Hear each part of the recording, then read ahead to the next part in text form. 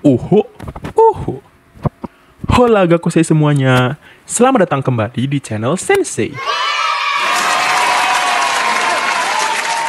Channel yang akan membahas berbagai fenomena menarik, anime, film, dan juga berbagai peristiwa lainnya secara biologis. That's nice. Hari ini kita bakal bahas sesuatu yang cukup serius, tapi tetap penting untuk kita ketahui. Okay, let's go. Kali ini kita bakal membahas tentang Ken Takakura. Tapi bukan Ken Takakura yang berasal dari anime dan dadan. Hari ini kita bakal bahas Ken Takakura yang berasal dari dunia nyata. Siapa itu Ken Takakura? Who are you? Ken Takakura adalah seorang aktor legendaris asal Jepang yang sangat terkenal. Kenapa dia terkenal? Karena perannya itu sangat ikonik dan karismanya juga sangat luar biasa di berbagai film, iklan, dan penampilan lainnya. Namun, di balik kesuksesannya, ada cerita menyedihkan tentang bagaimana ia meninggal dunia. Ken Takakura bukan hanya seorang aktor, tetapi juga simbol keberanian dan keteguhan hati. Jadi, mari kita mulai dan gali lebih dalam mengenai penyebab kematian Ken Takakura di dunia nyata. Nah, mari kita bahas mengenai kronologi kematian Ken Takakura. Ken Takakura lahir pada tanggal 16 Februari 1931 di Fukuoka, Jepang. Sejak kecil, Ken memiliki minat yang besar terhadap seni, dan ia mulai berkarir di dunia film pada tahun 1950-an. Ia menjadi terkenal berkat perannya di film-film yang menggambarkan nilai-nilai tradisional Jepang, seperti keberanian, kejujuran, dan rasa hormat.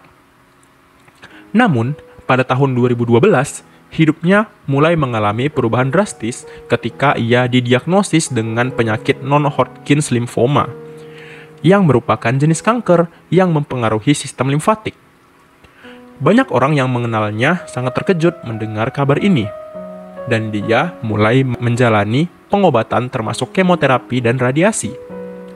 Tetapi, penyakit ini terus-terus berkembang, sehingga pada tahun 2014 kondisi kesehatannya semakin memburuk.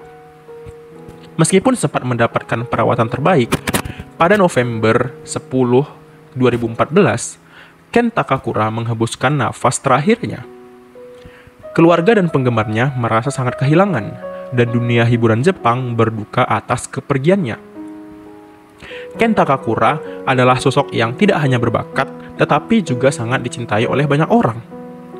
Dalam tahun-tahun sebelum kepergiannya, ia sempat berjuang melawan penyakit ini dengan semangat yang tinggi, menunjukkan keteguhan hati yang telah menjadi ciri khasnya.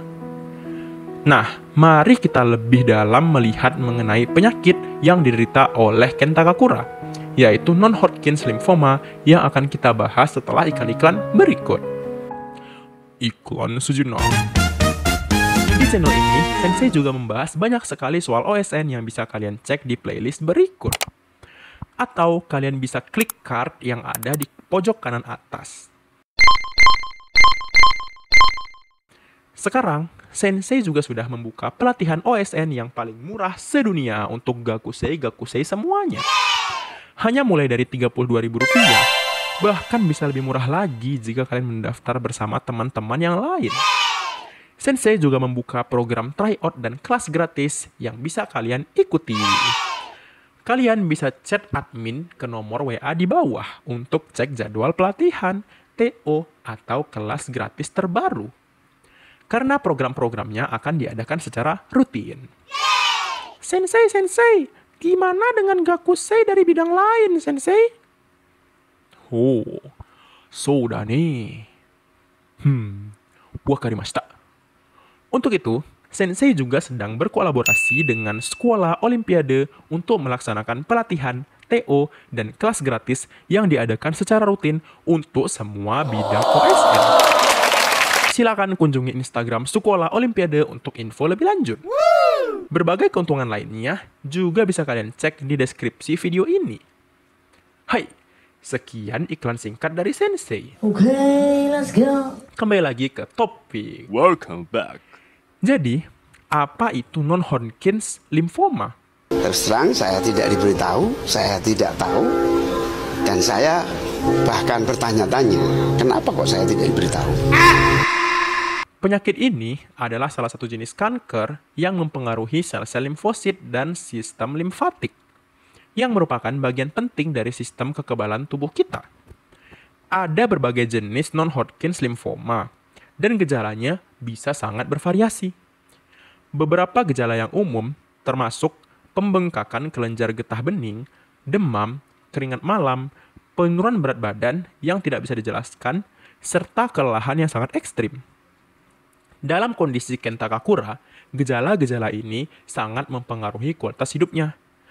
Ia tidak hanya harus berjuang melawan kanker, tetapi juga harus menghadapi efek samping dari pengobatan dan terapi yang ia jalani. Penyebab pasti dari non-Hodgkin lymphoma masih belum sepenuhnya dipahami. Tetapi, ada beberapa faktor resiko yang dapat meningkatkan kemungkinan seseorang mengidapnya. Misalnya usia, paparan bahan kimia tertentu seperti mutagen, atau memiliki sistem kekebalan tubuh yang lemah. Selain itu, infeksi virus tertentu juga dapat berperan dalam perkembangan penyakit ini, karena memang kanker itu sangat sulit dideteksi. Kenta Kakura menunjukkan keteguhan yang luar biasa dalam menghadapi penyakit ini.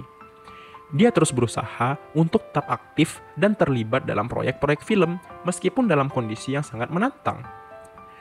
Jadi, itulah informasi mendalam tentang non-Hodgkin lymphoma dan bagaimana penyakit ini mempengaruhi Kenta Kakura.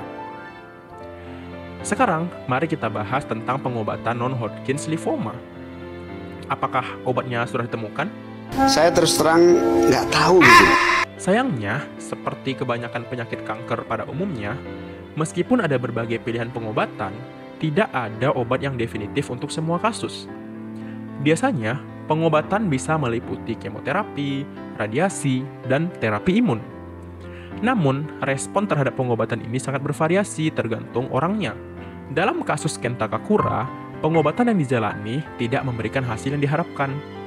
Hal ini disebabkan oleh beberapa faktor, seperti stadium kanker yang sudah lanjut, dan sistem kekebalan tubuhnya yang sudah mulai melemah.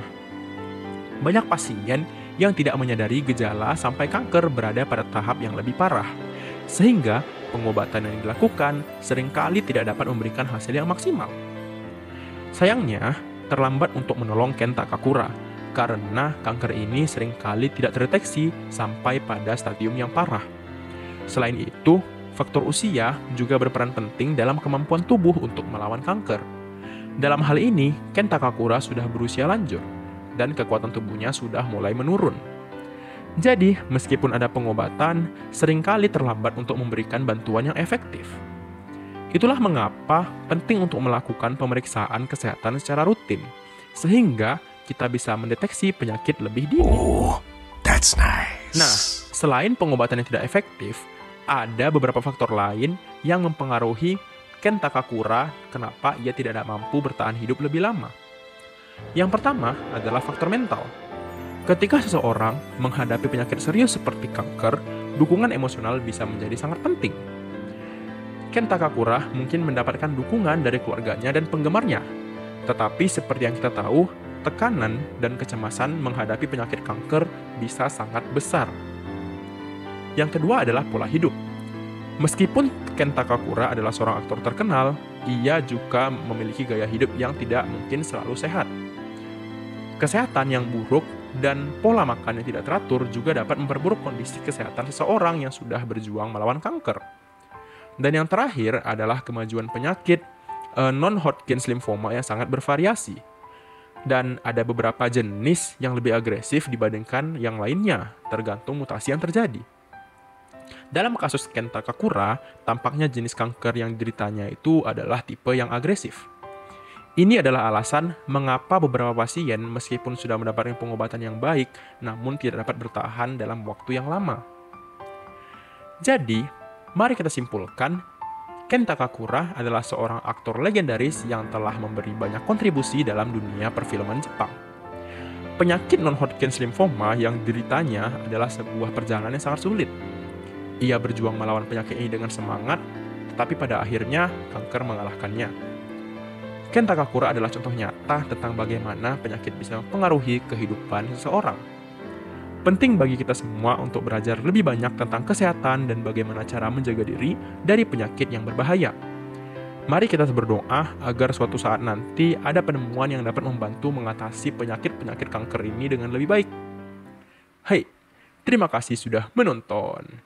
Bagaimana pendapat kalian? Apakah kanker tersebut sampai sekarang masih sulit diatasi atau kalian pernah mendengar obatnya? Coba komen di kolom komentar di bawah. Jangan lupa untuk share, like, dan subscribe supaya kalian tidak ketinggalan informasi-informasi lainnya. Sampai jumpa di video selanjutnya. Sore Dewa.